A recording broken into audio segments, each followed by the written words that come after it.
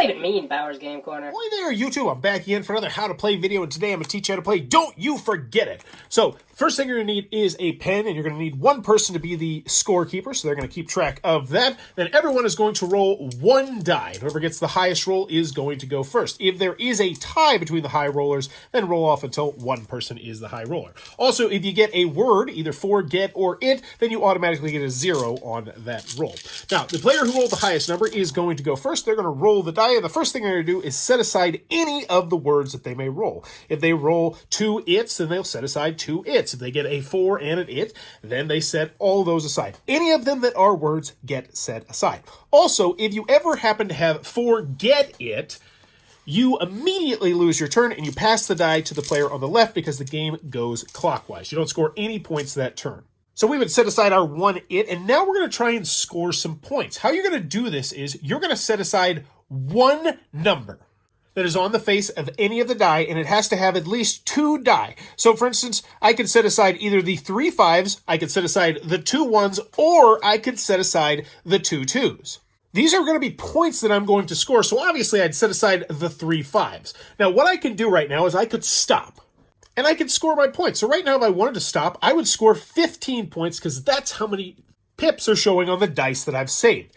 However, for this example, I'm going to continue rolling, and I'm not going to roll any of the dice that I set aside. It's only the die that were not used. So I'd roll all these up, and now I'm looking for 5s. So any 5s that I get, I can set to the side, and those are going to score me more points. And then any words that I get are going to go over here. Now I'm a little bit closer to getting forget it, which scares me a little bit. So I think I'm actually going to stop now instead of pressing my luck, because once again, if this 4 pops up, I immediately lose all my points that I earned this turn. Now, when it comes to totaling up your points, the first thing you're going to do is count how many pips you have on the dice. So right now I have 5 plus 5 plus 5 plus 5, so I have 20 points. But there are bonus modifiers that you can hit if you get 4 dice, 5 dice, or 6 dice, or more. If you get 4 dice, then you get to double your score. So my score would not be 20, it would be 40 points. If you can get 5 dice up here, then you triple your points. So instead of this being 25 points, I would get 75 points. And if you can get 6 or more dice saved up here, then you get to quadruple your score. So this would be 120 points, which the scorekeeper would mark underneath your initial on the score pad. Now, another thing to mention is if you ever get to a scenario like this where you don't have any more dice to roll, but you want to continue to press your luck instead of taking your points, what you do is remember how many of the point dice you had and what specific number it was, and they recommend marking that down. So you just be like, oh, I had 6 5s right here.